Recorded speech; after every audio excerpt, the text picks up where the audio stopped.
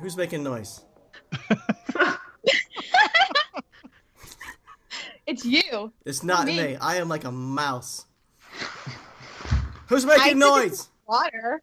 Scott. Wasn't That's me. No. I was not moving. George. I'm not even moving. I've been the quiet one. It sounds like someone's like shaking a tarp, like making their bed. Do we have a homeless person on the line? It's gone now. Whatever it was. Okay. All right, We'll here we aim go. in Three. It was Teresa. I know it was. It totally was. Teresa. It was Teresa's beard. It was Teresa's beard. Sitting here on the couch being a good girl. I have finished my groceries. I am still. 3, 2, 1. Hey, toy family! Welcome to another edition of the Marsham Toy Hour, where we discuss anything and everything designer toys. I'm Gary Ham, and joining me is, again, the Queen of Cute, Teresa Hawkins. Hello. And the Prince of Pins, George Gaspar. I'll take that title. And back with us is the Master of Mules, Scott Katler. Thanks for foolishly having me back, Gary. I know, I don't know what I'm thinking. Well, thanks for coming back, Scott. I know last time we talked, there's like a crap ton of stuff we still want to talk to you about, and we just kind of foolishly ran out of time because we were talking DesignerCon. I know, just time flies. It's crazy being on one of these. I thought I'd run out of things to say. We're just fun to talk to, Scott. Yeah. You know, talking about time flies, I can't believe it takes you almost 2 hours to get home from work. That's nuts. Yeah.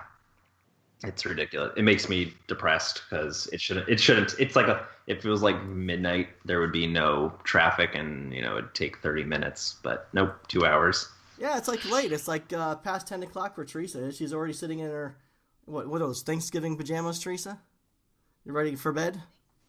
Thanksgiving pajamas? What are you talking about? A little pilgrim outfit. George is wearing his little Indian pajamas. It's pretty cute. Yeah. Hey, nobody could see that. You're not supposed to tell. Well, I don't know. I'm sorry. I want to give the audience a visual. They're footy pajamas. Yeah. All right, enough of pajamas, and let's get back to talking to Scott. So where did we leave off when we were talking with you? There's a lot of stuff that we kind of left on the table. We did. And I remember you were telling us that you were a long-time listener, but there's a lot of stuff over like the year and a half that we haven't even covered yet. And one of those things was 3A toys, and you're a pretty big collector of 3A, right? I am. So I know nothing about it. I'm pretty sure Teresa knows nothing about it. George, do you know 3A toys? I collected for a little bit. I know a small bit of 3A. All right. And I definitely have opinions about 3A. Okay. That's for sure. Let's hear it. Who doesn't? I know what it is, Gary. Well, I just don't but know you and I cannot a lot about possibly carry a conversation on it. I know the name 3A. I don't know who's behind it. I feel like, is that the Ashley Wood one? Yes. Okay. That's really all I know about it. And that's the extent of my 3A knowledge. So George, Scott, take over.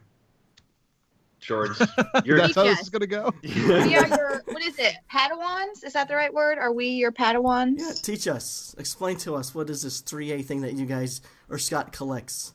What are your curiosity behind it? I think that's instead of me just chatting about it. I have zero curiosity about it. Why is it popular? It seems like it's popular, but it also seems like, from my knowledge of it, it seems like something you pre-order, and it takes like a year to almost 2 years to receive what you ordered. Is that true?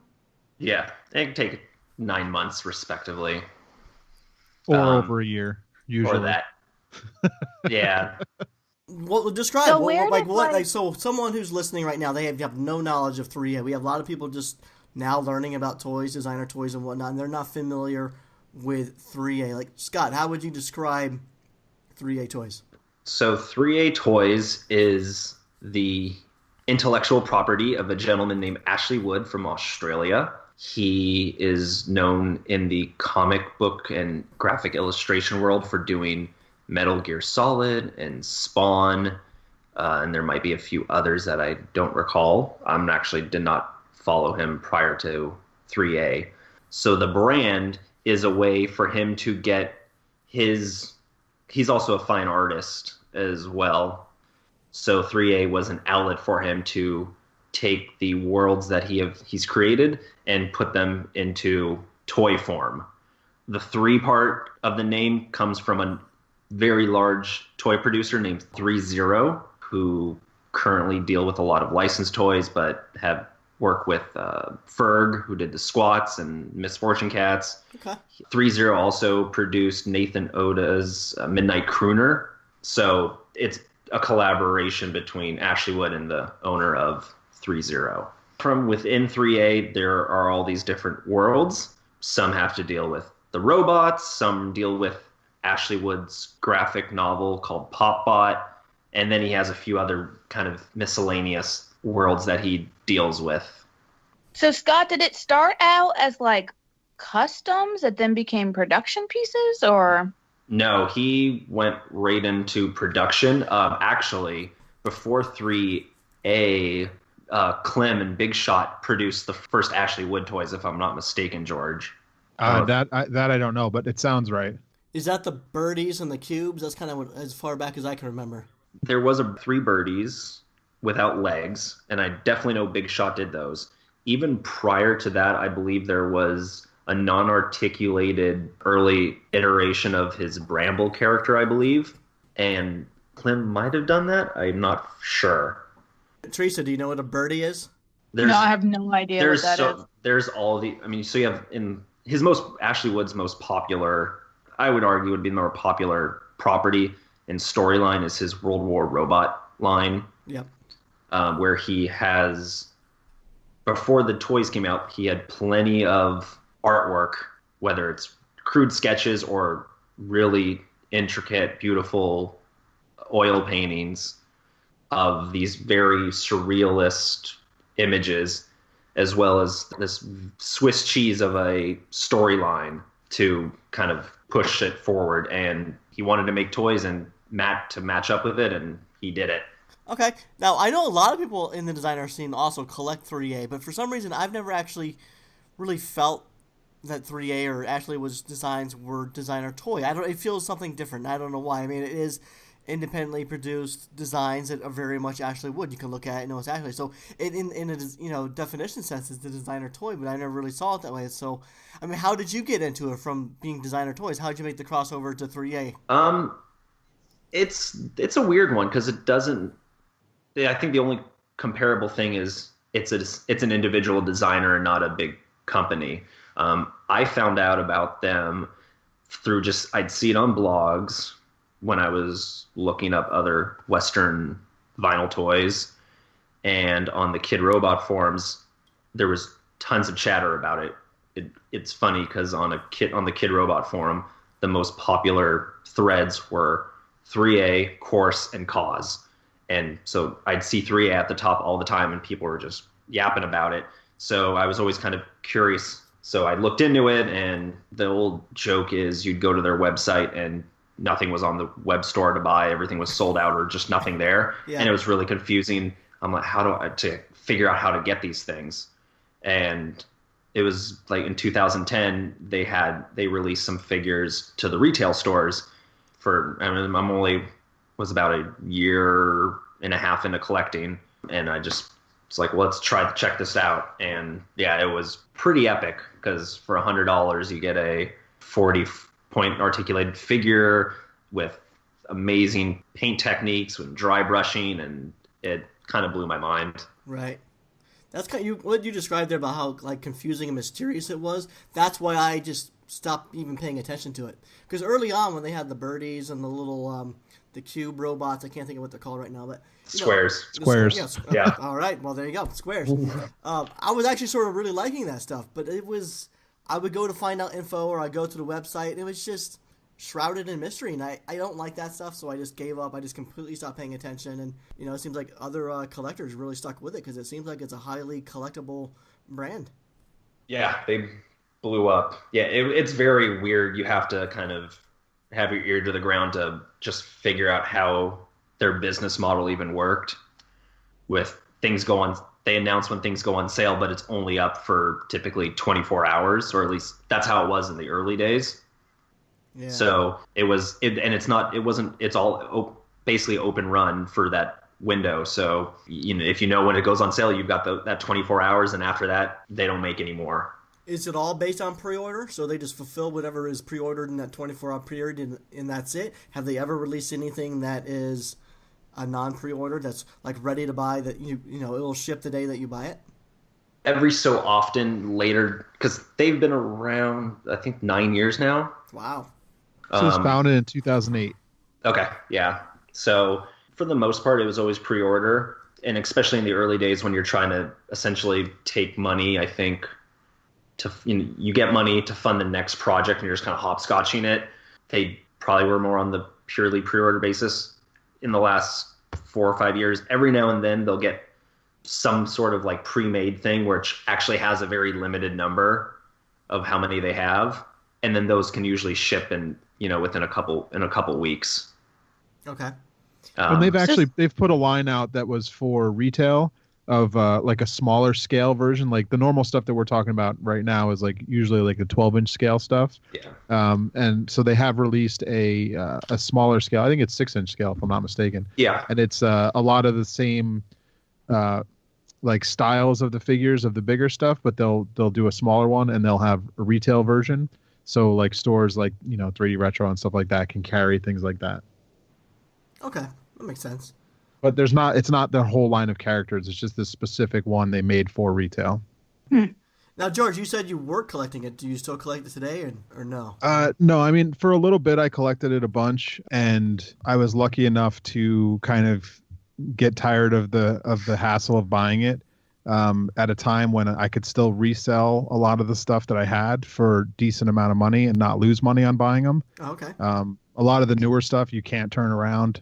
It's just pretty much worthless now that once you get it. But so there was a point where you can get something for $120, and if you sold it at the right time, I've seen people spend $600-800 on them. Whoa, no. Yeah. That's a nice markup. And higher even depending on the figure. So now I have a collection of there's a certain style robot that he does called Medics, and they have a red and white color scheme with like the the Red Cross on it. Yep. And I collect the Medics, and then of course the most recent purchase I got was the Deontward figures because I'm a huge Deontward fan, and I had to get them. But then it was that thing. It was like over a year. I had moved. I was like, crap, am I even going to get them? Like, I tried writing to them to tell them I moved, and they were like, okay. And I'm just like, does that mean you're going to send it to the new address? Like, I was just like, this sucks. I can't deal with this. So that's pretty much the last thing I bought. I probably won't order more. If I find a Medic I don't have somewhere out in the wild, I may pick it up. But yeah, I don't hunt their site anymore. It's too hard to like. There's even times when they have stuff on sale on their site. There's special sales that if you're there at the right like second, it pops up for like 20 seconds and you can order it, or like and you have to wait again and like keep refreshing the screen, and like maybe you'll get the special one again. Like it's such a pain in the ass to buy this stuff that I'm just like, forget it. Like I don't need to be hassled to give you money. yeah. It's crazy. No, I guess See, They actually kind of slowed down on the surprise drops because I actually used to do that quite a bit. It was actually kind so of annoying. It's actually it's annoying, but it's also kind of fun in a weird way. Well, you're the exact kind of guy that they need to hang around. Yeah, I'm not the audience for that. Yeah. Like I can't be bothered. Like forget it. It definitely cost me a relationship back in the day because it was let's go watch a movie, and I'm like, can't. I'm hitting my F5 button on my computer for 3 hours because to go more into detail, they would have their normal 24-hour sale of something, and maybe an hour into the sale they would post up. Usually it's usually a crude sketch, so it's basically something to help pad the numbers or just use the existing mold.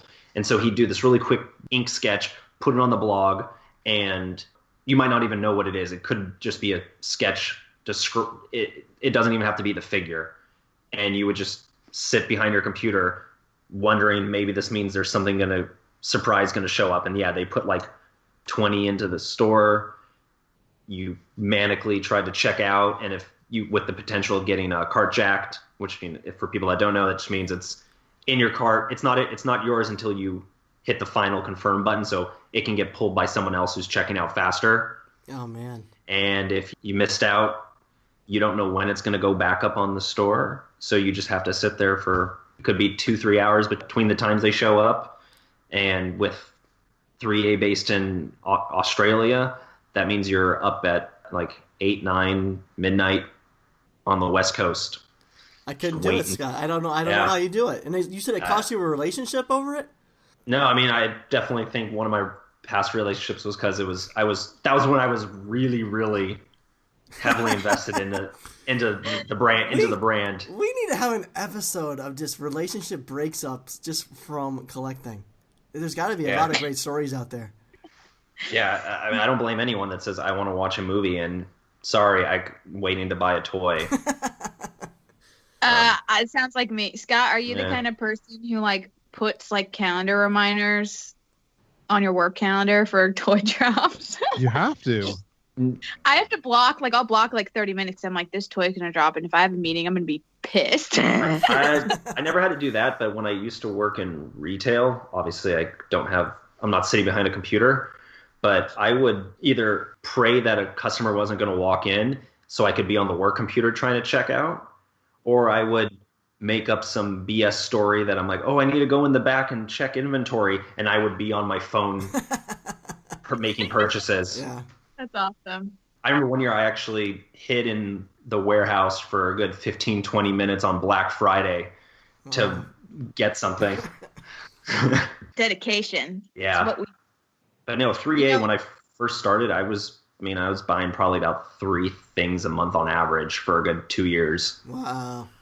And then it just kind of eventually thankfully dropped off completely. It wasn't even really a slow decline. It just went from probably 30 things a year to like 10 or 15. What's the reason for that? Do you know?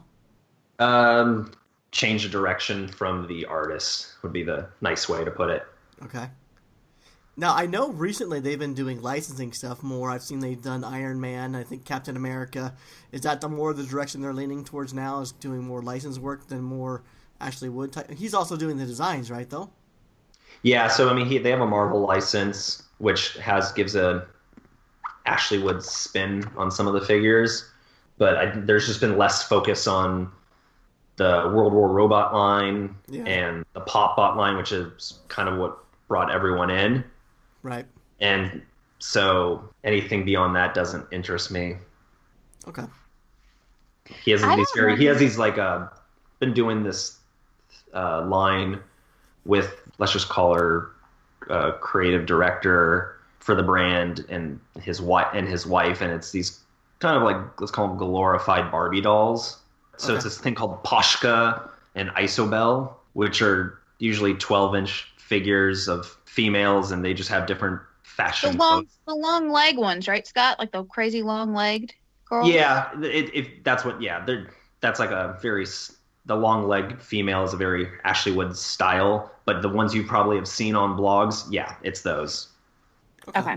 Which, when you're, a grown man collecting robots with guns, doesn't really to go the blonde girl with the purse and the high heels doesn't do much for me personally. Now, if you started collecting those and that ruined a relationship, I would understand that. She's jealous of the toy. Yeah. Oh, Jerry. Some of them are they go into some interesting territory with them. I will give them that. Yeah. I just don't like. It reminds me kind of Course toys, because I know they tend to do a decent amount of pre-orders and you wait a bit to get your stuff, but I don't know. I feel like I'd struggle with that because, like, I just had a package delivered today of a thing that I pre-ordered at least 6 months ago. It came and I was like, I don't even know what this is. And I opened it and I was like, oh. And I wasn't like, I wasn't even really like that excited for it. Like the time had passed. Like I wasn't, you know what I mean? Like for me, like there's something about being in the moment, the excitement of like a toy just coming out and like seeing other people get it and post it and you want it and you have it.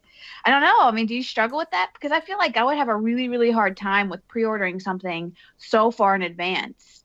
At least for 3A, I'll just pretend like it's 2011 or 2012 and the glory days with them.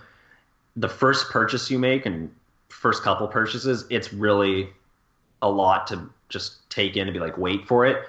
But when you have a lot of things consistently, once you get past that like 9-month mark and things start showing up at your door every few weeks, then you're like, oh, it doesn't seem like you're waiting on anything because it's something maybe you were excited about a year ago, but you're now getting new stuff in the mail all the time. So it doesn't feel as painful. Yeah. So you say glory days. Are you saying that you feel like 3A's not, I mean, I know you were talking about the licensing and the girls and all that, but do you feel like it's just not the same lately? They are definitely way bigger than they were before. I mean, the early days there were probably less than 1,000 fans worldwide. And there was like a year where it just blew up and they're into like the 6,000, 7,000 fan, probably like actively, like because they don't release run sizes when they sell something. There's some other numbers, and people used to hint at it's a lot bigger than most people would think. So would you say they've lost the flippers because of that, and because of losing the flippers, there's not much value being held into their toys anymore? Maybe because it is that more saturated thing where, yeah, if everything's, made to order and you have, 100 people that are actively buying things after that sale's over, and there's only 100 in existence. When you fast forward a year, now there's 300 people that want it. Yeah, that's how the prices start to go up. And now there's so many people, and yeah, it sounds like the supply is meeting the demand. Like it's not like when you get into collectibles, you really need to get in before everyone else knows it's a collectible. Like be saving your comic books before everyone else was saving comic books. Everyone else was trashing theirs. Yeah. But now so many collectors are bagging and boarding things, and most of the collectors are probably have the stuff mint in box. It's just really not going to hold its value as much anymore. Yeah, there's the old figures that still command a nice price if you have them. But I never got into this hobby to begin with thinking that I was going to cash out in 5 or 10 years, never have to work another day in my life. Right. That's what I was going to say is like, it's a nice bonus, I guess, if you've collected a thing and you're one of 100 to own this piece that thousands now want. But like, I don't know, like if I really liked a piece, I wouldn't necessarily care that there were 3,000 made versus only 100. I mean, if I really, really liked it and I wanted it in my collection, yeah, I'd get it. Yeah, I never bought them to sell them later on. Like I thought I would keep them forever, and I just was so sick of the company and sick of the way I had to wait and sick of the because they just don't care about you as a fan. They just don't, or they didn't. Maybe they do now, but I just got so tired of them. I was like, I don't even like looking at these anymore. So luckily they were some of the ones I had kept the boxes for, and they just went right back in the box, right on eBay.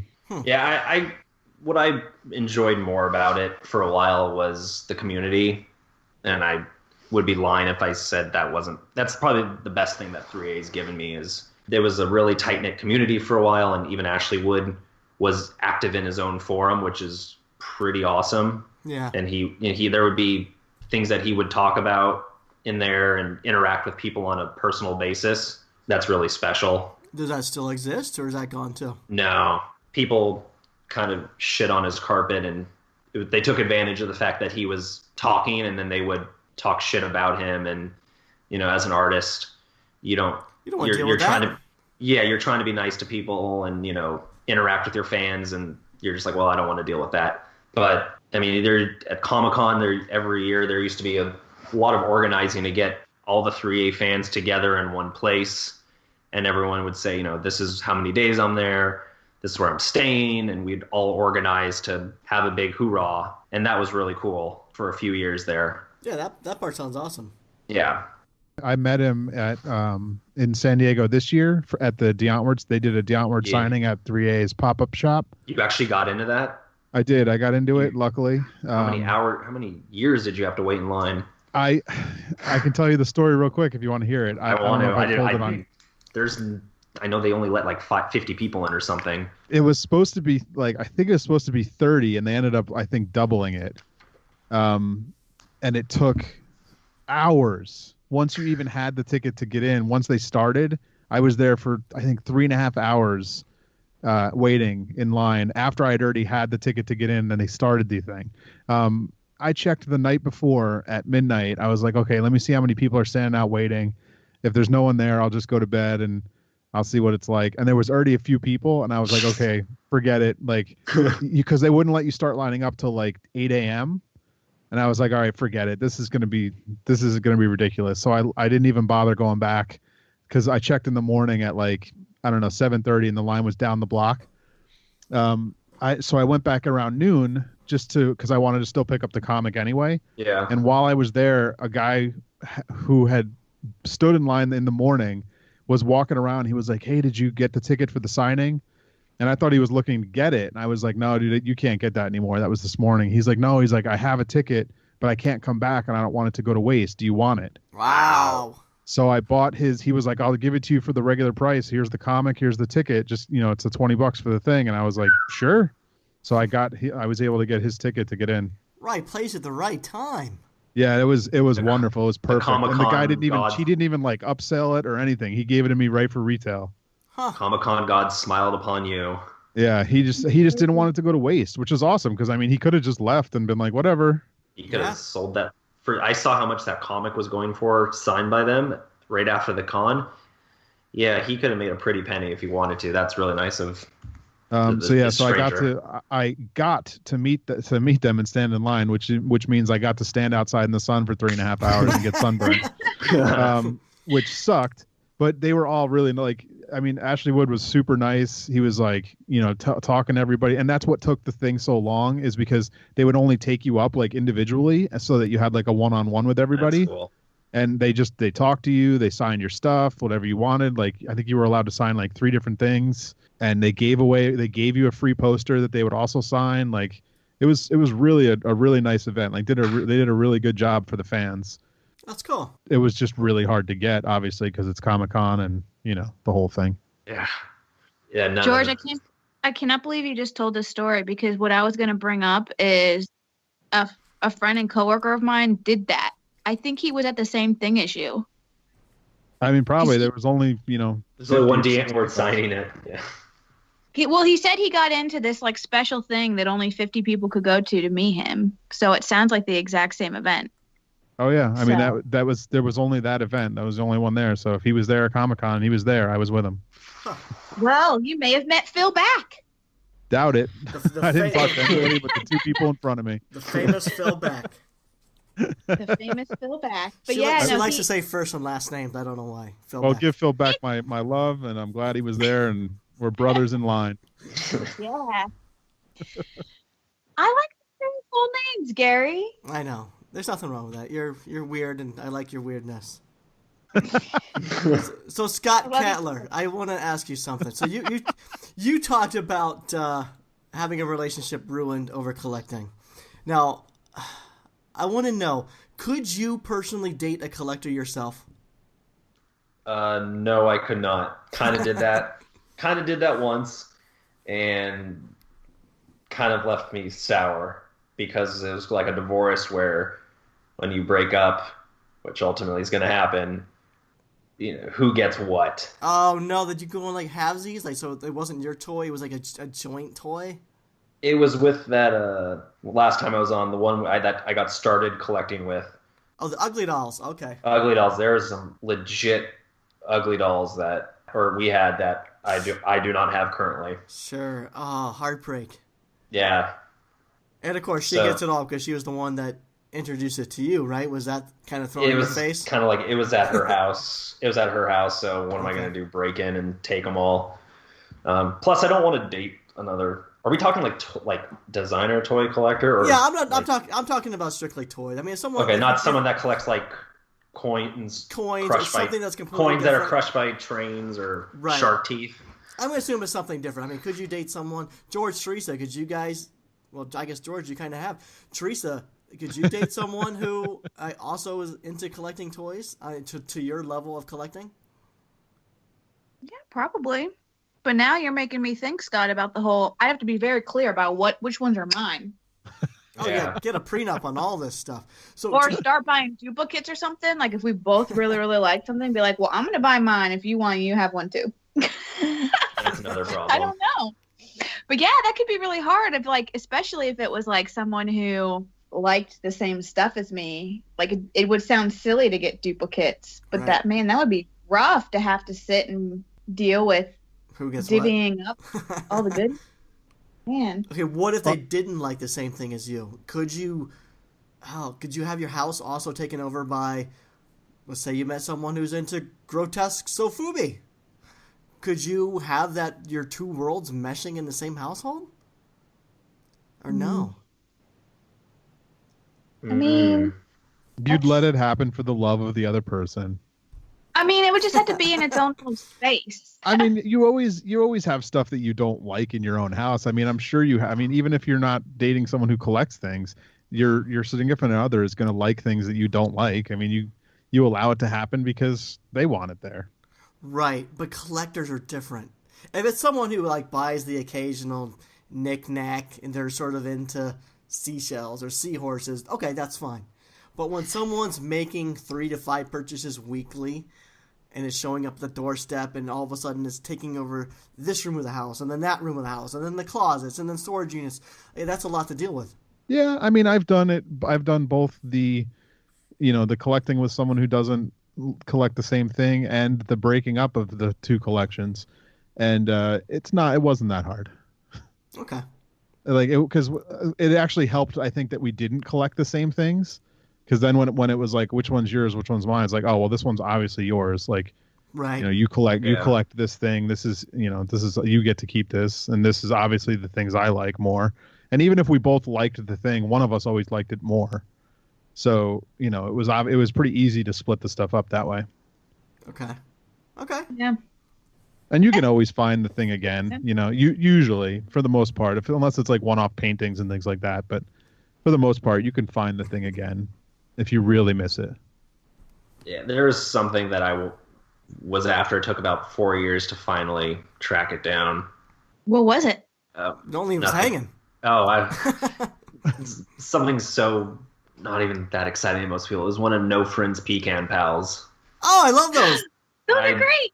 Grayscale or natural? Natural. And then it once I got that, it kicked me back into gear of like, oh yeah, I really like these. I need to go and track them all down now. So those are some of my all-time favorites. I'm still hunting. I got one left that does not show its face ever. Which one's this? Which one is it? It is the pink one. Okay. The girl, I think she's got a staff. It's called Finelli. Finelli, yeah. Yeah, those are some of the best ones. I got the natural and the color set. Grayscale did not appeal to me, but they sit in the closet. And when my kids was I don't know, maybe 1 or 2, they shattered the roller skates. The roller skates of the roller skater. I can't think of her name right now, but so that bummed me out. But like you said, they're hard to find, so I don't think it's ever gonna get replaced. Yeah. Gary, I don't want kids. It hurts me. No, but you know what? There's a memory there. I mean, I can look at that toy now. I mentioned it before. Like, it's so a toy breaks, no big deal. And I can look at that toy, and it's hard to explain if you don't have kids. But now I can look at that, and there's now not only is it just a inanimate object sitting on a shelf, but there's a memory associated to it. And it might not be the greatest memory in the world, but it's a memory. And it's associated to that one particular pecan pal that none of the others have. None of the others have a story behind it. So in that sense, it's special in a weird sort of way. I got it. It's funny you all have those. I actually have the grayscale. I have 2 of them. The chubby roller skater girl and then the guy on the stump. Nice. Does it kill you not to have the whole set? No, because honestly, I don't. I really like the 2 characters I got. I would like to maybe get. Like the grayscale probably aren't my favorite of the colorways, but I like them. Yeah, the one with the roller skates, I like it because it has a little camera on its neck, like a little camera accessory. Yeah. And so I have it out just with photos, as if like she took the photos. That's cute. I like that idea. Whatever happened to No Friend? Does anybody know? They're still around. I follow them on Instagram, Scott, and they've been doing, they haven't been doing a lot of toys, but they do still a lot of paintings. Okay. So they're still actively, I think for a while they kind of stopped, and then recently they started posting a lot more, but it's mostly 2D art from what I've seen. But it's still really, really pretty. So maybe one day, we'd get some more toys again. That'd be fun. That'd be down. Are we done with the 3A talk? Do we have to revisit that, or you think we covered that pretty good? I got to mention something, Gary. Okay. You know what drives me a little bit crazy is those squares, which in my mind are actually kind of cute in a way because they've got kind of like a little duck bill with like a little tooth. They're Right. super derpy. Yeah, they're super Yeah. derpy. Like kind of cute and derpy. Yep. But they always, and I get that this is like the aesthetic that 3A does, but they always like weather it heavily. Like Yeah. all their work is very, very weathered and has this like look of being grimy and dirty. But I'm like, man, like if they just took that square and just did it in like a cute plain color, like I'd totally buy that. That would be cool. It would be funny to see that, like the cutified version of the square set, like just a whole set of them done in like regular style, like Yeah. super cartoony. I think they did a few like kind of tamer things that weren't weathered and war torn. You could always track down the blank ones and paint it. Yeah, it's always like bummed me out because that's like the probably of all the pieces, the one I'm familiar with the squares, and then there's like a little apple that kind of has the same kind of Yeah. a similar aesthetic. But I'm like, man, those squares, like I feel like they really could be cute if they took kind of the war weathering aesthetic off and then just did kind of like a pink one. Yeah. No, I'm with you. I've never been into. Right? I think I always thought they were adorable. I love the derpy expression, but I'm exactly with you. It's like that weathering look. It's never appealed to me in really any toy, and it just wouldn't fit my Right. collection. And I prefer things that are a little more tighter and cleaner. And if they had one like that, yeah, I probably would have bought one because I really, really liked them. I think the Medics version of that was the white with the red cross on the side. That was the one that I was actually heavily debating purchasing, but it was the weathering that made me end up not making that purchase. That's what makes them so special. Is the Medic is actually probably one of the nicest ones they've ever done because they do this like silver dry brush on the top of it, so it almost looks like the paint has peeled away and it's the metal underneath. Oh, that's cool. The technique, I mean, the technique on them is, at least on the older stuff, was amazing. It was the person who, it wasn't just them churning them out in a factory. There was a guy who worked for 3A and then really heavily oversaw the entire process and made sure they all looked amazing. It's not my taste, but I totally respect and like appreciate that kind of detail. Like I think when people do, whether it's a custom or a production toy, but when they make something look weathered to the point where like you actually think it's weathered, and I think 3A has done that. Like they do a really good job of making it look like the characters have been out in war, out sitting in the sun and the rain and the weather and what have you. So it's just not personally my taste, but I think they're awesome. I just would love to see some cutified versions. I don't know. That's the one piece where I feel like I would own that and have it on my shelf if they cutified it. Just like a designer con shirt, if it just wasn't black, right? Exactly. They're doing their own thing, and they're not trying to cater to every single audience out there, but they're so close to getting us. Yeah. I mean, it's kind of their aesthetic, and I mean, they should own their aesthetic. And I mean, from what Scott was talking about, they've kind of branched out a bit, trying to do the more those female type figures. But again, it's still not entirely there or in my wheelhouse, but it might kind of branch out and pull more people in. But I mean, are the women buying that, Scott, or is it guys? No, it's definitely guys Right. who don't have to answer to wives or girlfriends. It probably tries to be a female empowerment thing, but they don't come off that way. Right. I mean, I think I don't expect every company to appeal to me. I mean, you know what I mean? Like, they should own the aesthetic they have, and if it's going to be their aesthetic, that's fine. It just means I'm not going to be into it. But I mean, there's nothing wrong with them having the aesthetic they have. Right. Would their fan base maybe think that they're selling out if they did start designing and catering to maybe a different audience, more like yourself, something that's a little cleaner, not as weathered, brighter, more pretty colors? I don't consider that selling it out. That would make me happy. I don't know. I'm not a. I wouldn't care. They haven't done it for me in years, so I don't take any of it personally. Gary, that question reminds me it literally, to me, again, I'm going to go back to course toys because I am what you would consider like a newer course toy collector, like Omens and beyond. So like obviously the stuff I'm into that course has is on the cuter side, the quais and the omens and the rabbit. What are the rabbits called?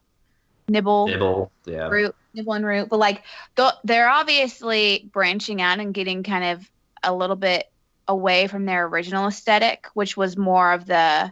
And again, I'm a newer collector, so I'm probably not even going to talk to it appropriately. But the kind of the old school figures with the humans and all of that, it almost sounds very similar to what you're talking about, where Chorus went and had kind of this original fan base, but wanted to sort of expand it or make different figures, and it pulled people like me in.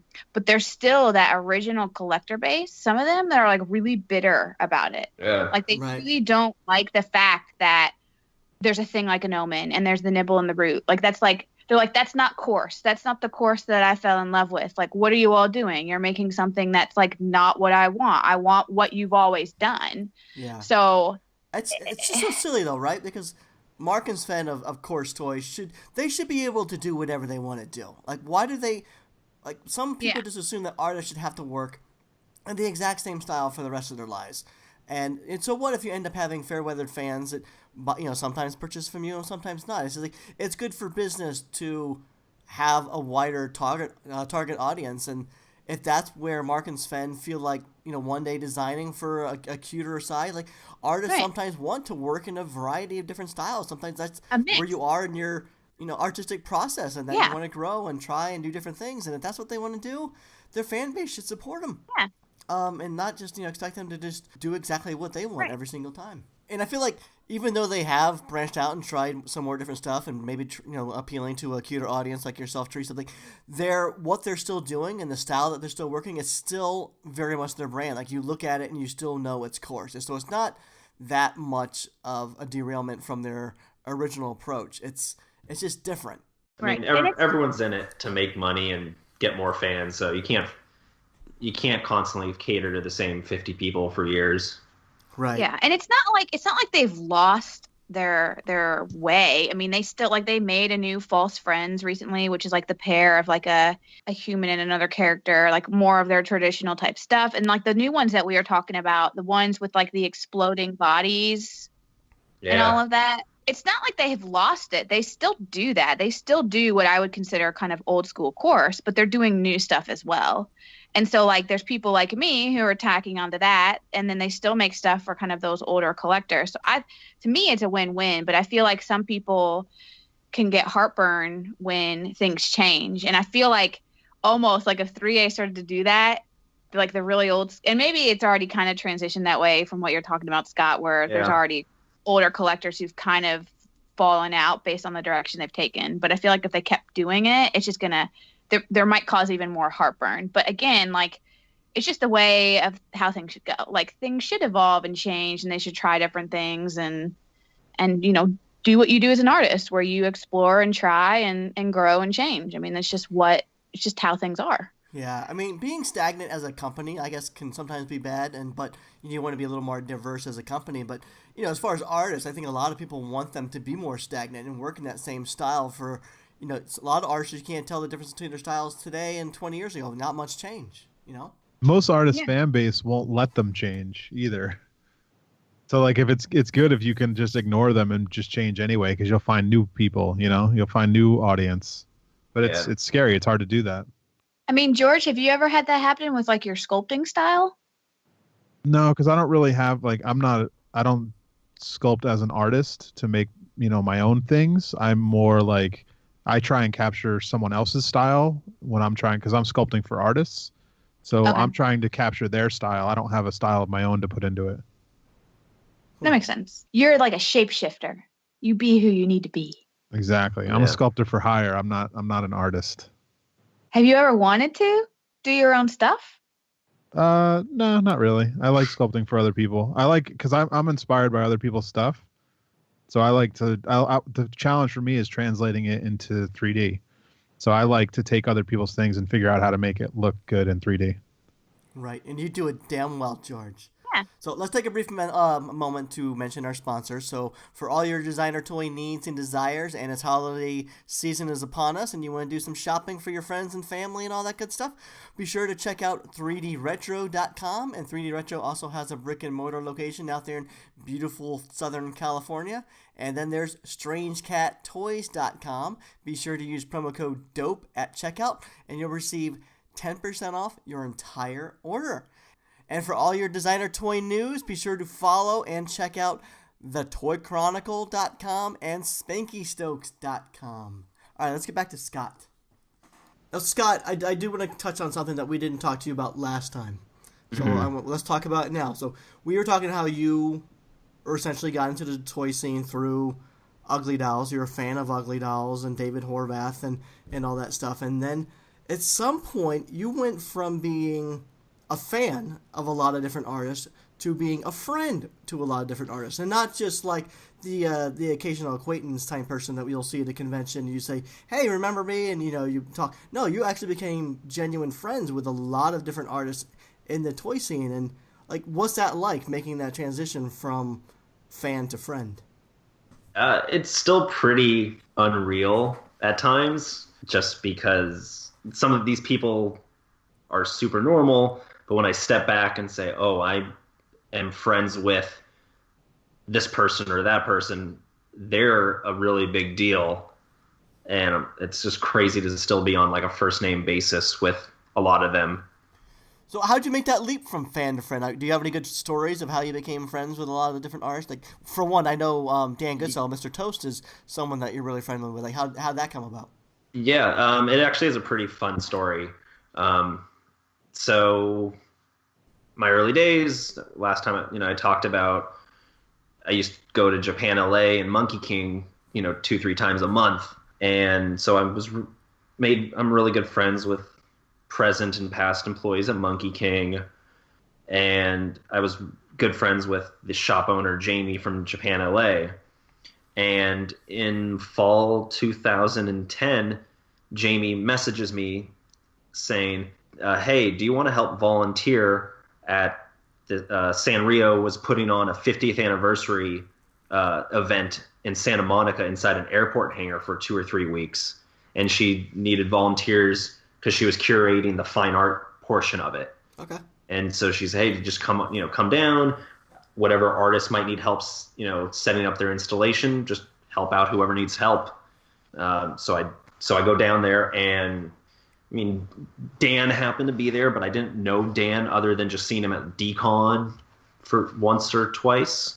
I got paired up helping Joe Ledbetter all day, which was super cool. So by helping out Joe all day, and even talking to Dan, when the next year came around, Dan, who has a really good judge of character, I think, for people, reached out to me and asked, hey, do you want to, or are you going to Comic-Con this year? And I was like, no, not planning on it, because I was turned off by Comic-Con from my previous experience. And he's like, well, do you want to come to Comic-Con? And I was like, yeah, I'll come to Comic-Con. And so he said, just help out at my booth and you're at Comic-Con. So Dan was my very lucky into the world a little bit. Yeah, like you said, other than just being a fan that says, hey, remember me from last year, being at Comic-Con every morning and seeing artists and talking to them, not just about small talk for toys, but being able to just chat with them kind of gave me more kind of recognition, and I think they started to associate me more with whatever. Right. I like how you tooted your horn a little bit there, saying that Dan Goodsell was a good judge of character, and then he chose you to man his booth the next year. The more you hang out with Dan, he's an interesting person and to chat with, and especially at a convention with people walking by and people walking up, he's got a good memory for things. Yeah. I mean, that was the way everything else just kind of happened. Everything just kind of fell in after that with, knowing people like Frank and you and whoever else I would normally name drop at this point. So Scott, Hmm. I don't know about you, but for me, for like whatever reason, I kind of almost equated artists to like celebrities in a way. I don't know if Yes. you feel the same way, but like very first decon, it was like weird. Like going up to booths was like, oh my God, you're this artist, and oh my God, you're that artist, and you feel almost like you're walking around like all these celebrities, and it's weird. Like it's good, it's weird, and then like now through meeting Gary and the podcast and everything, it's like it's not that I've like lost that, but like almost that sort of layer of oh these are like untouchable celebrities like Oh I no, don't we've know. jaded you. I feel like now like The a little bit sheens of wore the like sheens kind of worn off, Gary. Yeah. like everyone's just people. Like artists are just people, and I don't know. I'm just curious And if when you did you have like the notice same. it? Well, I guess it takes nothing like meeting me to realize that there's nothing special about most of us. But I know when we went bowling, it was something you definitely noticed the normalcy. I don't know, like it's just this weird like feeling of like I know you all are people, but like at the same time, like I don't know, it's hard to explain. Like you were Gary Ham, and then you like talked to me, and you gave me your cell phone number, and I was like, why did Gary Ham give me his cell phone number? Like what? I don't know. It's I just don't think you ever weird. And told then the story of how you and I met. I don't think it's ever been oh, told. Tell it. oh well, it was at the DTA, right? The DTA. Yeah, Designer Toy Awards. Yep. So we yeah, so as part of the so I'd gone to Designer Con, and that was kind of my first thing, and then that was like celebrity world, right? Like I new to this, I'm walking around, meeting, introducing to people, but like still super nervous and like feeling weird. Like, what am I doing? I'm so awkward. And you're by Just yourself, like which kind is of even more weird. You don't have like a friend to like kind of lean on in this awkwardness. You're just walking right. around Designer Toy Awards by yourself. Right. So then 5 Points rolls around, and part of the VIP was that you could go to Designer Toy Awards and get into it. So yeah, I went to 5 Points alone, and so it took a lot, honestly, for me to like go and get in that line and go to this thing where I had to walk in by myself. I was like, what am I doing? Because like it's just not me. But I did it. I sucked it up and I went, and I was standing in like the room, and I was like trying to look around. I remember, if you recall, we were talking about how dark and loud it was. So it was kind of hard to see who was even there. But I saw you, Gary, across the way, and I was like, that's Gary Ham. And I was like, I don't know, because you were like surrounded by, I think, Horrible Adorables and Chris and Amanda. I was like, that's a lot of people I know. Like, I don't Yeah. know.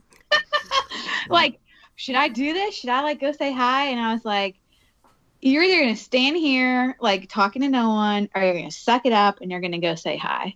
And so somehow I got myself to go over and say hi to Gary Ham, Mr. Gary Ham.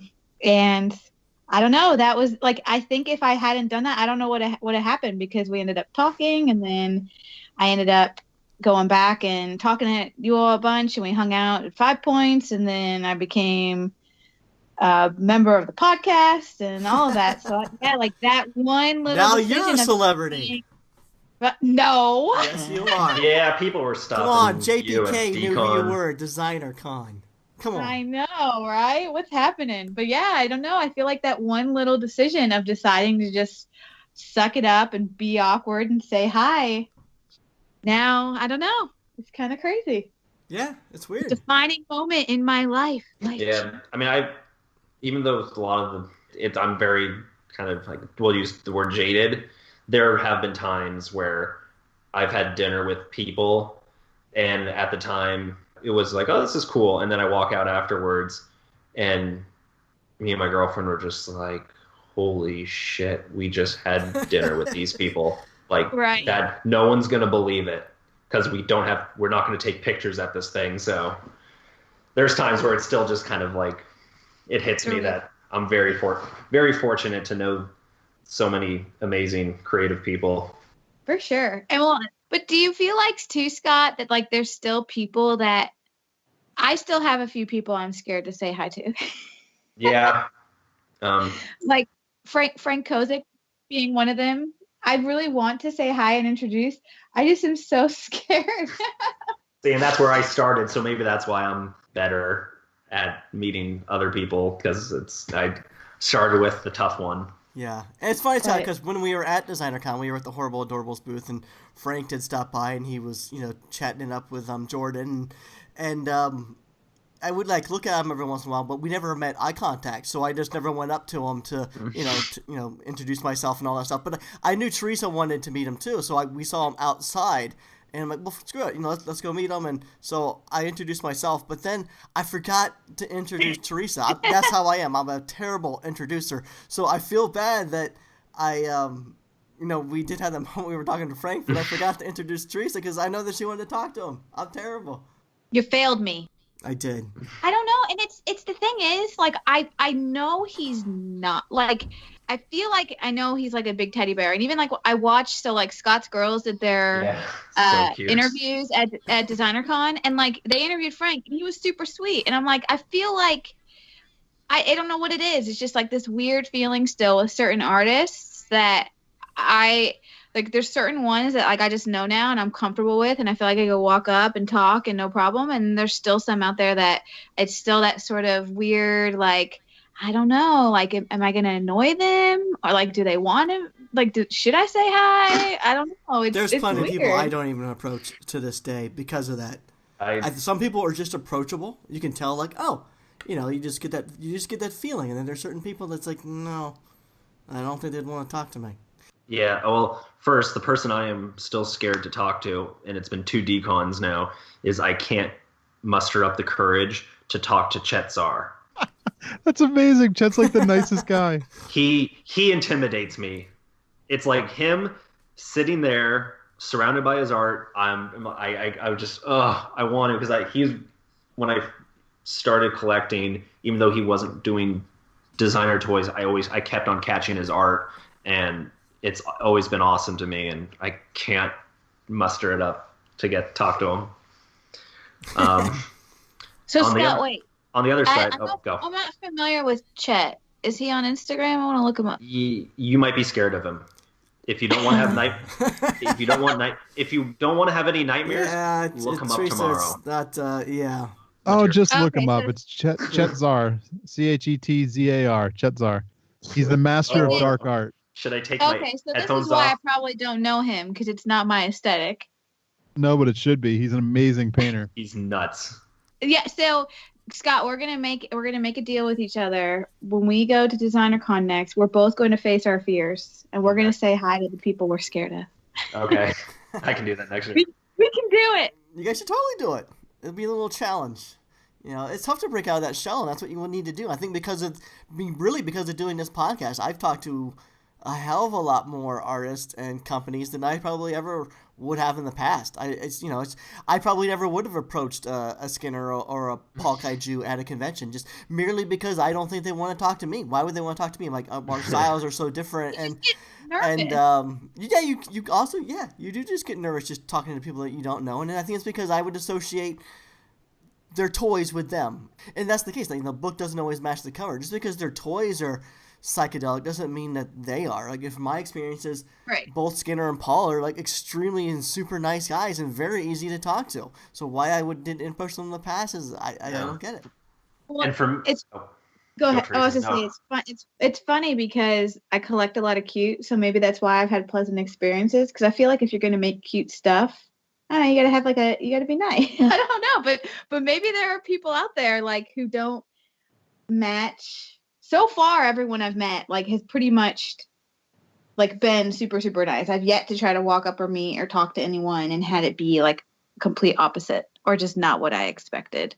I mean, obviously some people are more like extroverted and will chat a lot more. Some people are more introverted and don't necessarily like carry on like the longest conversation. But so far, everyone I've ever met or talked to has been super nice. Yeah, I would say most of the meetups have been great. Maybe less than a handful weren't, and I'm sure we've all had those, sort of soured experiences where it was sort of disappointing meeting the artist. And hopefully, anyone who does have those stories, it has not turned them off too much to the artist or their toys or whatever. It's not just toys. I mean, I know a lot of people, have met their favorite comic book artists and stuff too, and the meetup did not go well for whatever reason, from maybe the person was in a bad mood, or just like you mentioned, Teresa, too introverted to make a connection with, or could be they're just the arrogant asses they also came across as. So it's hard to say, but I don't think that's for those stories or for public consumption. So, Scott, we were talking to you earlier about, we were just talking about, going from a fan to friend, but I also kind of, Scott, want to get back to you, dating a collector. So you mentioned you're previously had dated a collector, and a breakup happened, and you had to sort of separate the collection and all that, and that's Heartbreak City. But going forward, do you think you would date another collector, or do you think, how do I put this? Would you have new rules, or what kind of rules would you have in place for potentially dating a collector? I've done the date a collector. That doesn't work, and I've done the date someone that has no interest whatsoever in collecting. That definitely did not work. And then maybe it's you. Maybe. Yeah. Oh, yeah, it is. Come on now. It's the same. It's like I'm like the Taylor Swift. It's not the guys in all the songs. That's the problem. And then my current girlfriend, she's not a collector. She appreciates a portion of what I collect. A lot of it does not like, but appreciates it that it's a creative outlet. So I think for me, that's my happy medium. That's great. And no, that's a good medium too, because it's, every good relationship has its compromises, and to understand, why we collect, it's something, at least it's something that you need someone to appreciate and at least respect what we do. Like, getting into a kind of relationship with someone who's constantly poo-pooing on what you collect and why you collect, that eventually is going to take its toll and not going to work out. But what you need is someone who's going to appreciate what you do. Yeah, and there are things that she would never buy. She would never buy any of it, but she likes it that much that she's like, if I had the money and it was, I had the habits of collecting, I would totally put that in my house. Yeah. It's acceptance. It's always good to have someone who accepts you for what you like and are into, and it isn't necessarily maybe like wanting to participate, but like is okay with the fact that you get 2 packages a day and are filling up your house with all this stuff.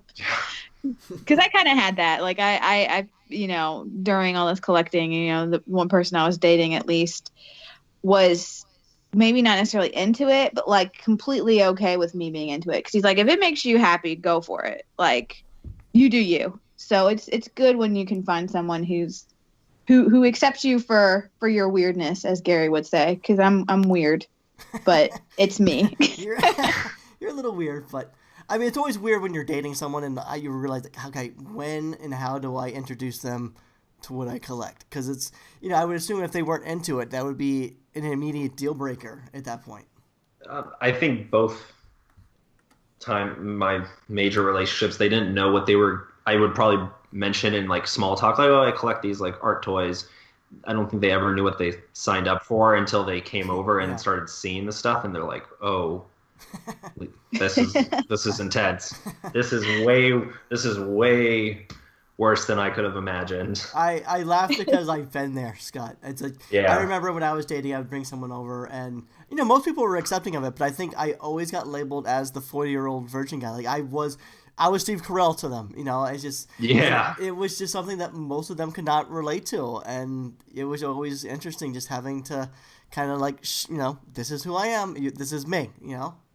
Yeah, I do like the more outsider perspective that does someone that appreciates art but doesn't want to do it get into the same stuff, because I'll run things by my girlfriend and like, oh, should I get this?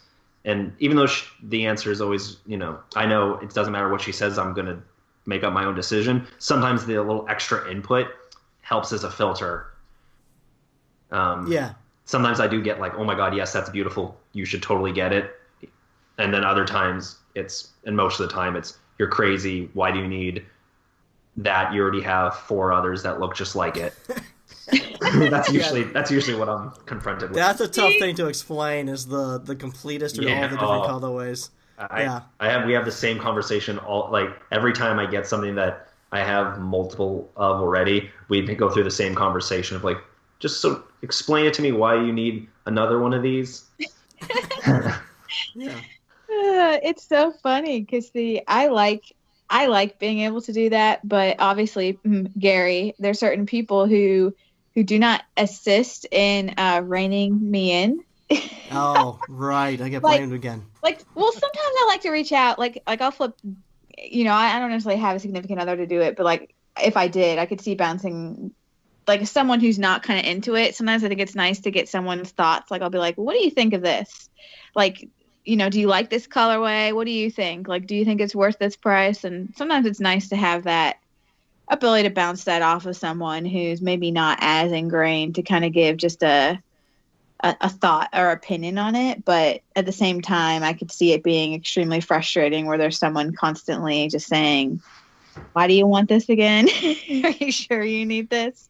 Right. When you're like looking at something, you're like, "Man, I really want this." So, but sometimes it's good to like, step out for a sec and be like, "Okay, do I really want this, or should I wait for another colorway, or what?" Now, George, Jess isn't a collector at all. Like, how did she adjust to you? Especially with the move, seeing how much stuff you've accumulated.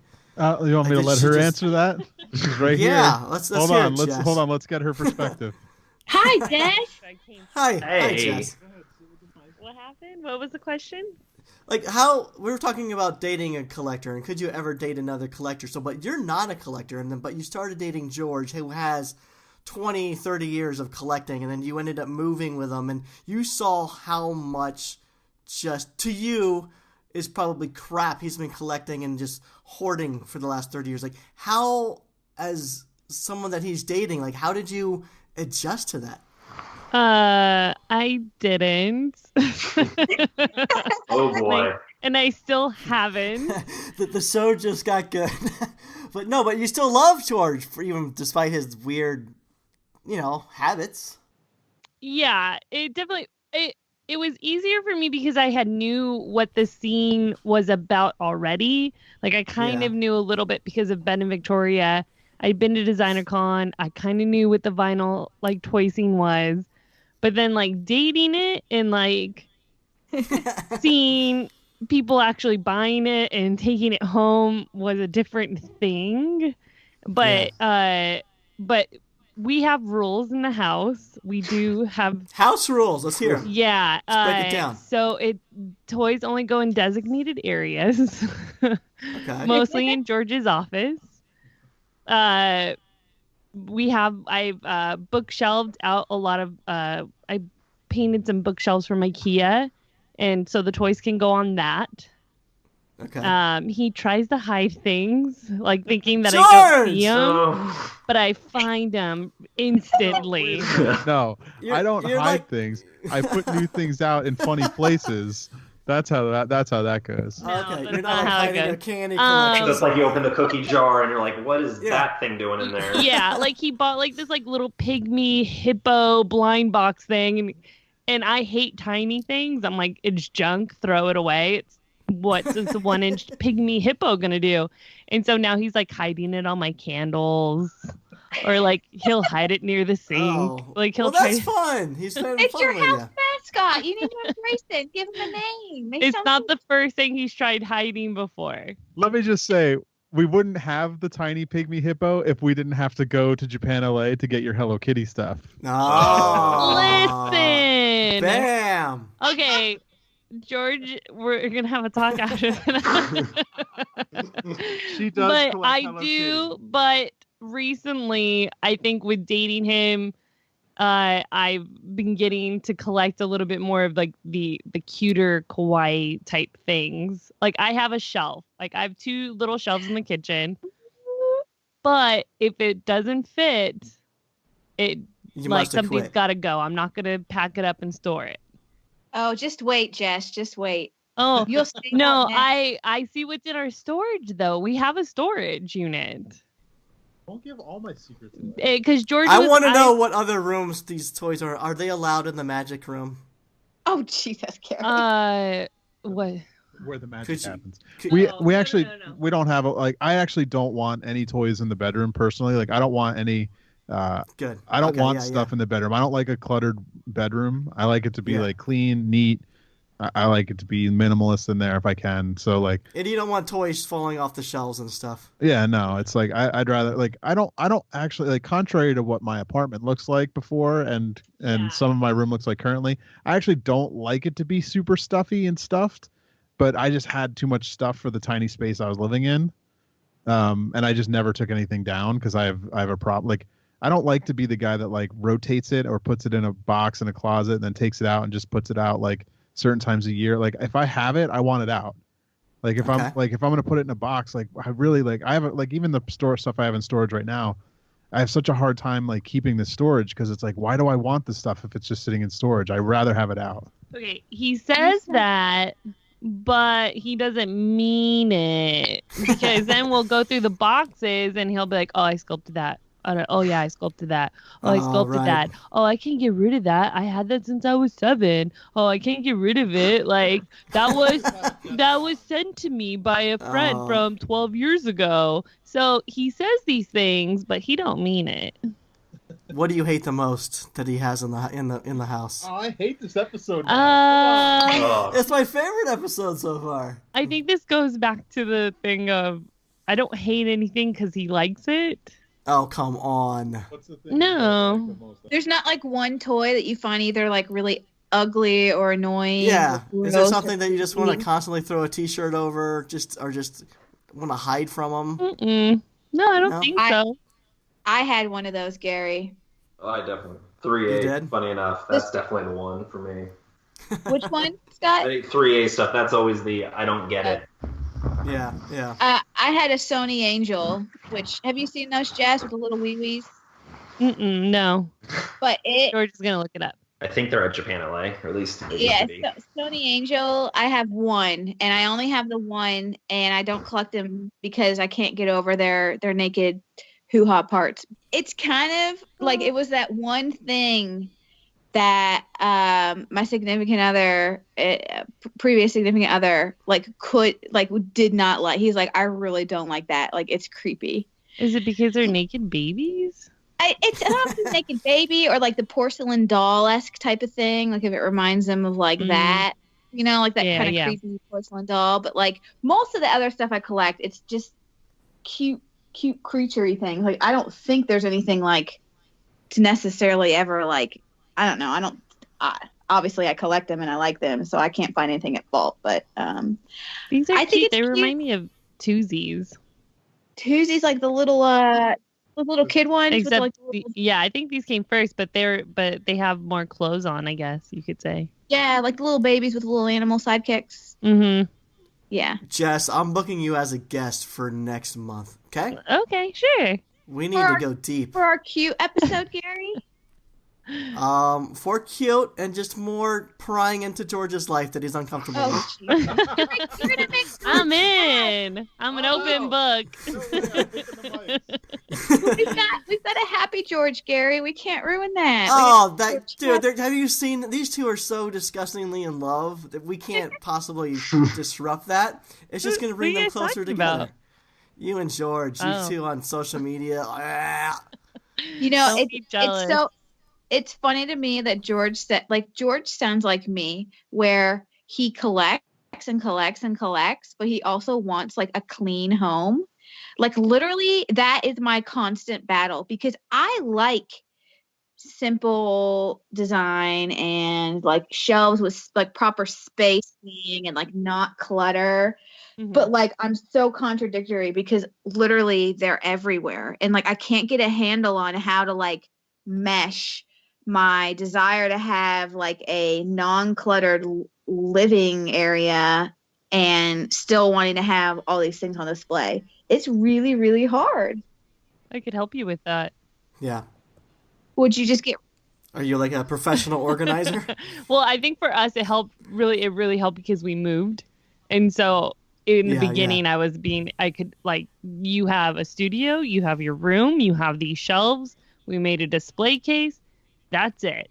Like everything else, like, you know what I mean? So I feel like you have to designate your areas. And what I did is I allowed like bigger hits of things. So we have a huge wall like that's purely shelves.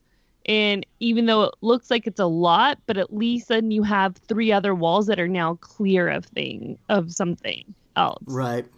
Gotcha. Like our living room doesn't We really were talking have about that earlier. any toys in it. Yeah. Okay. It's kind of what you and I were talking about, Teresa, how like I was telling you like I need to design like an entire wall unit and just build it and get it done because my office is too small and that's primarily where I keep everything. I want my collection surrounding me when I'm working and being inspired and all that other stuff. But over the years I've built up this eclectic collection of random shelves and storage units and it's just all over the place. I need to build something just so one whole wall is just nothing but toys and then the other walls can be other things. Like right now it's just someone who's not into what I'm into would walk into my office and feel just anxiety of how this room is set up currently.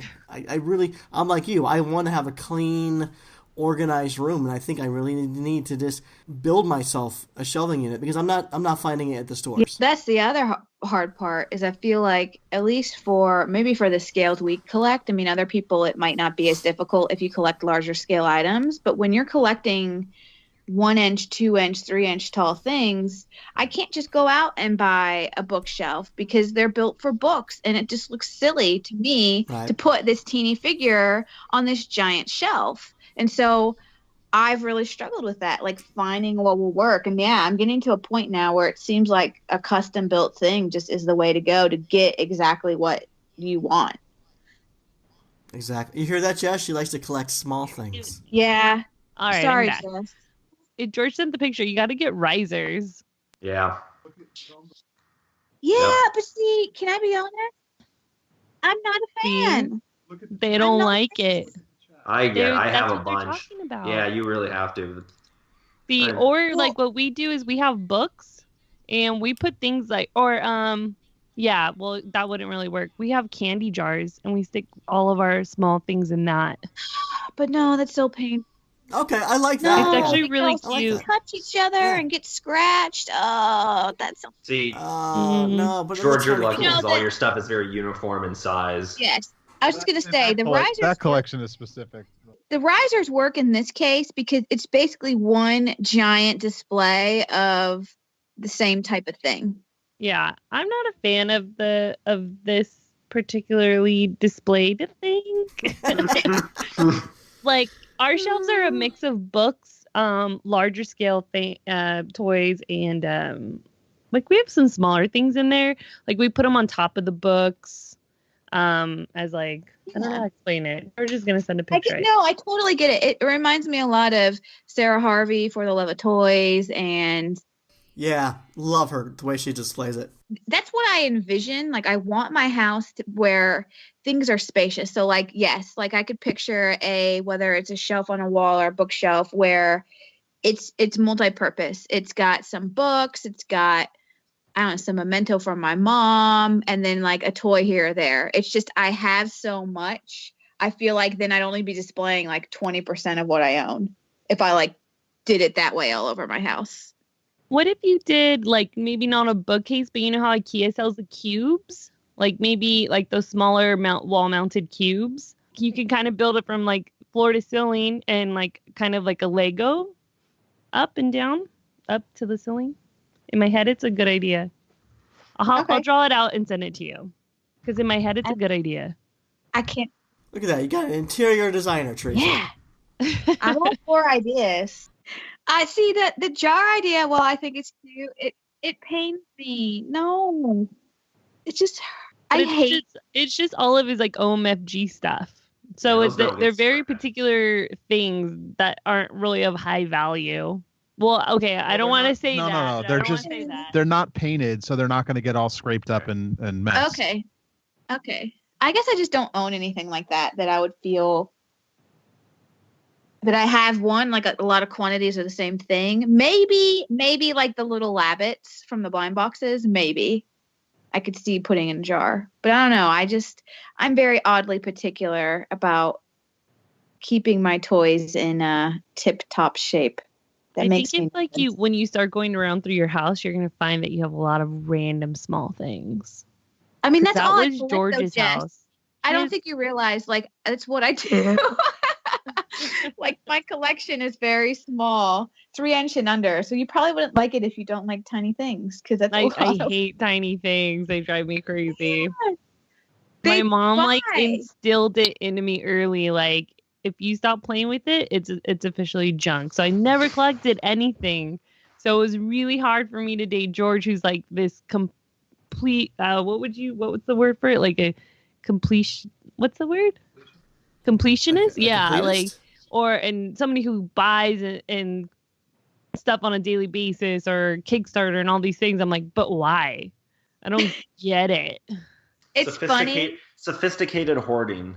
Oh. Yes. There you go. You know what, Jess? It's so funny because I feel like that used to be me. Like, I used to be very, very critical about what I bought and what I would spend money on. Like, I remember, because I've always liked cute stuff, but I remember I'd go and I'd be like, these are really cute stickers, but like, I don't need them. This is really cute. This is a really cute notebook, but I don't need it. This is a really cute this, but I don't need it. Like, I justify and talk myself out of it. And Mhm. now I am like completely the opposite. Like, I have to force myself not to buy things versus Yeah. talking myself into it. It's so funny. It's just because I literally used to be that way too, where I was very, very critical and ask my like self, why? Like, why do you need this?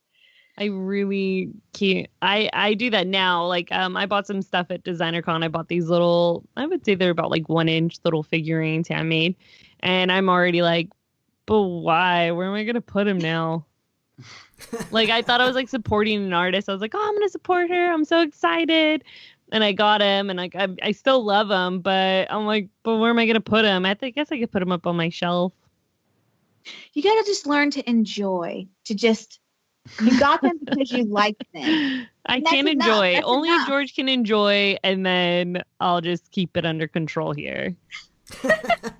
Well, you're doing a good job. Rein him Oh, in. thank you. All right, I'm gonna leave. I'm gonna put George back on. He's starting to do something else.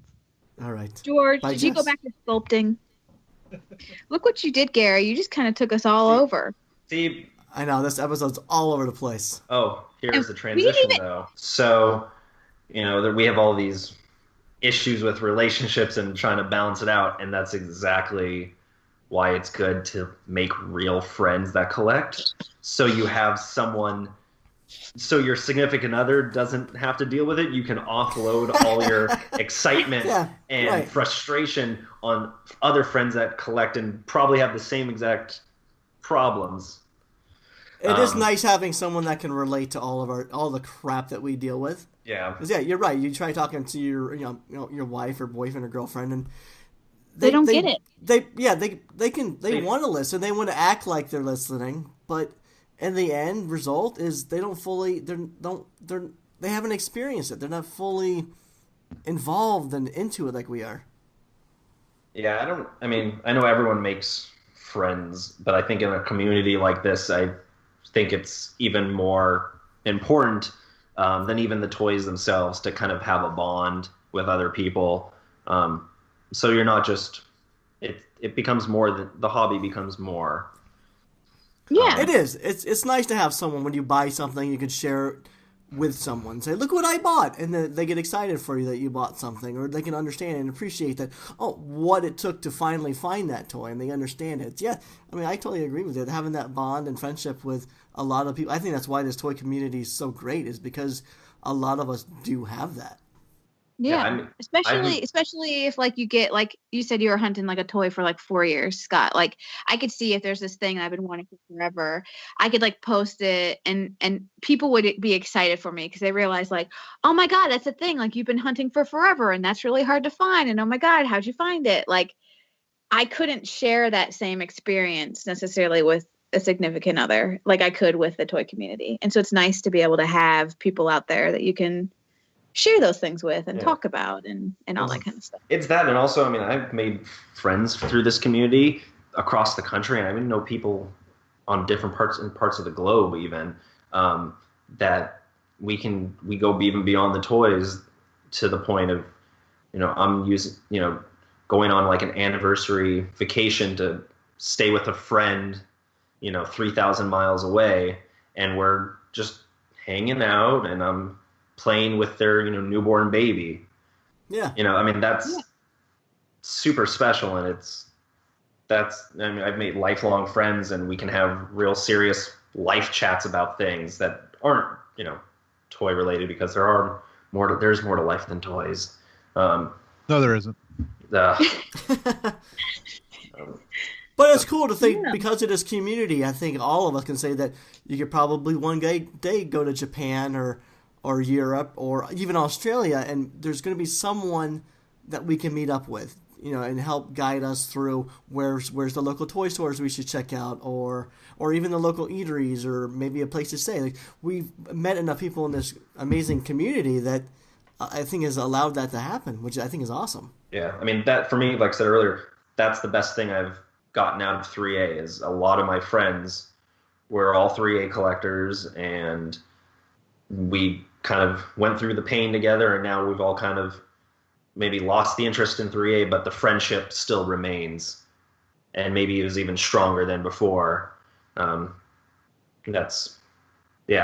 some of in the last like 10 years for me, probably some of my best friends are through the toy community, not work related or meeting people wherever. It's all through this awesome community, and nobody's a jerk. Like, I haven't met really that many jerk people. I feel like everyone that's in it, they're really in it. They're in it for a passion, and they're genuinely good people. Yeah. Like, just in life in general, not, they're nice when it comes to collecting toys or whatever.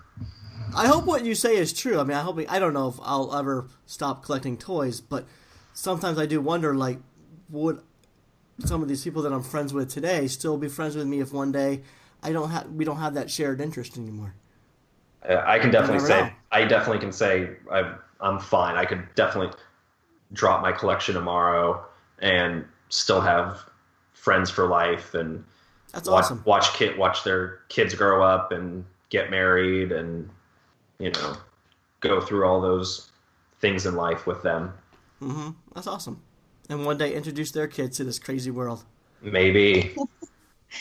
Some of them are already getting introduced to it.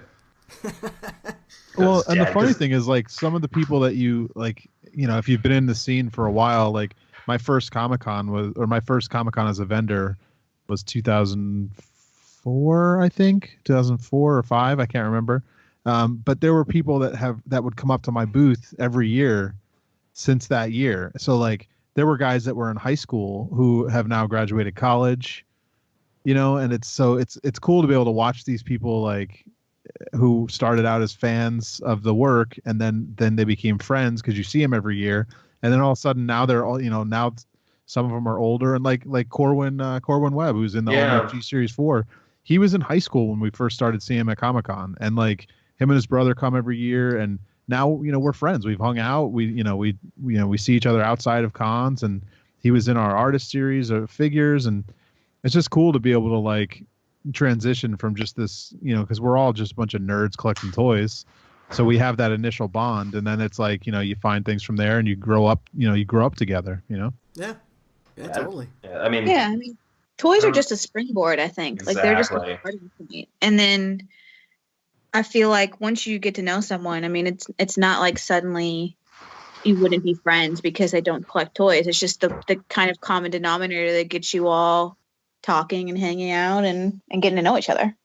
Yeah, I don't know if there's as much of it now. Maybe I've just kind of capped my friend list at the door.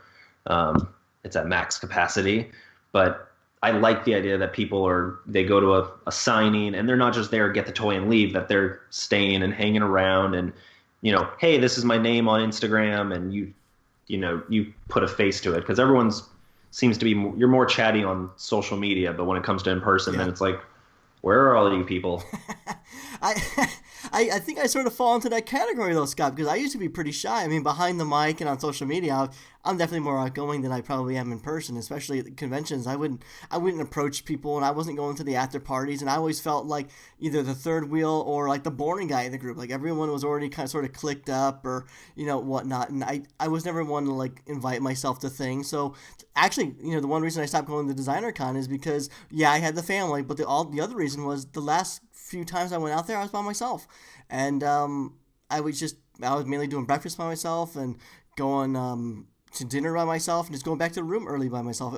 It just wasn't that much fun. But now from the podcast and stuff and meeting Teresa and Horrible Adorables and Sad Salesman and everyone else that I met through the podcast, like the convention experience is completely different. Like it's so completely changed and so much more fun now. And Teresa talked about earlier, like the difference between last year and this year's Designer Con. Yeah, I mean, and so like that's where kind of like, I guess my only thing I'd say out to the like people out there, if like you're one of those people that, you know, doesn't have anyone to hang out with, like grab me, like shoot me a message. I'll happily meet up and hang out and chat and because I've been there and I know what it's like. And I think, but once you can kind of, you know, if you kind of have a little bit of your shell, if you can kind of break out of it and chat with some people, I think you'll be the better for it, because you'll learn, I think, to what Scott and I've been saying, like so far, at least from what we've seen, there's never been for us a bad experience with going out there and saying hi and getting to know people. I mean, from what we've seen, I feel like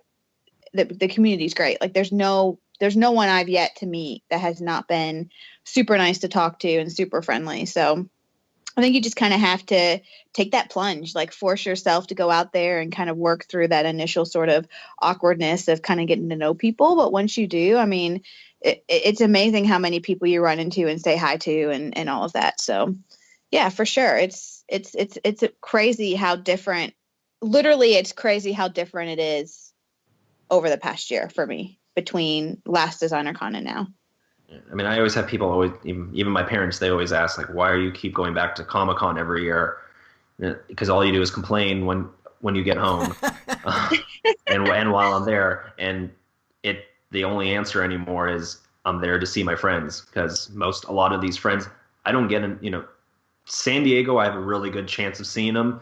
Decon, maybe. So those are basically my only two chances ever to see a lot of these people if I don't go to actively travel to wherever they are. Yeah, friends. it's hard too. Like that's what's, I think the hard part is, like, these events are so great, but it's always so hard to like go back home sometimes, because I'm like, man, I wish a lot of these people were closer. Like I'd love to hang out with so many people on a regular basis, like, hey, I'm done with work, want to go grab food, or let's do something this weekend, want to go catch a movie. And it's hard in that way to meet so many great people and really only be able to hang out in those couple of days that you're together. It makes it super special, but it's also really sad that's why, we talk about these post-event depression moments, because it's like, man, I just want to keep doing it. Like I want to keep hanging out with all these great people. It's hard. Yeah, I've been lucky. Again, like 3A, I've found it even on like the Kid Robot forums where I'd see their location and it would be like really close to me, which is weird because I'm just outside of LA. So I'm not in this big artistic, bubble. And I would just jump on that. Like, hey, you live here. I live 15 minutes from you. Let's hang out and, be friends. And it's pretty interesting to find how many people I would have thought I'd been the lone wolf where I live. And there's actually a surprising number of people in my surroundings. Yeah, we were all over the place tonight. Yeah. It was good though. I like that more of this just organic, just, I don't know, find out wherever the conversation takes us. I thought we were supposed to talk about toys we don't talk about. What happened to that? We only talked about 3A. And, Yeah, I mean, we'll feel off topic there for a little bit, but I like it. I prefer it when it's like this, when it's just a casual conversation, something like the way we would talk if we all met up at happy hour somewhere. Who shows up to happy hour with a bullet point list of things they want to talk about? Maybe some suck-ass employee would do that, but not us. So I think we'll definitely cover other toys that we haven't touched on. I know people want to hear us talk about more, so Fubi, and we've heard they want to know more about the Keshi side of toys and stuff like that. So we'll definitely cover that going forward. This is not the end of the show. I know we've talked about maybe we should wrap it up. We might change the format. Maybe we'll go every other week or something like that. But I think we'll probably still have episodes for you all in December. We'll definitely come back strong in January for season 3. And so yeah, this is not the end of it. So I guess for now, let's just go ahead and wrap up the show. We're running long, so why don't each of you take a brief moment and let the listeners know where they can find you.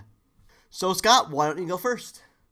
Well, first off, thanks for having me back again. Super fun. You can find me on Kid Robot forums, 666 ways number 2 love. That kind of tends to be my handle across most things. Or you'll probably see me lurking in like the Kid Robot Facebook groups. Okay. Queen of Cute. Yes. Where can we find you? You can find me on Instagram. As always, my username is tmhawk24. Prince of Pins. You can find me on Instagram at Double G Toys, or just look up George Gaspar on Facebook or something like that. All right, I'm Gary Ham. You can find me at superham.com or Gary Ham on Instagram. This has been the Marsham Toy Hour. We do this every week, not because we have to, But because we want to. until our next transmission, we're signing off. Bye. Now it's time for the name game. George, Boborge, Banana, Fana, Forge, Fee, Fi, Mamorge, George. Teresa, Boborisa, Banana, Fana, Forisa, Fee, Fi, Momorisa, Teresa. Scott, Bobot, Banana, Fana, Fofot, Fee, Fi, Momot, Scott. Gary, Boberry, Banana, Fana, Fofairy, Fee, Fi, Momary, Gary.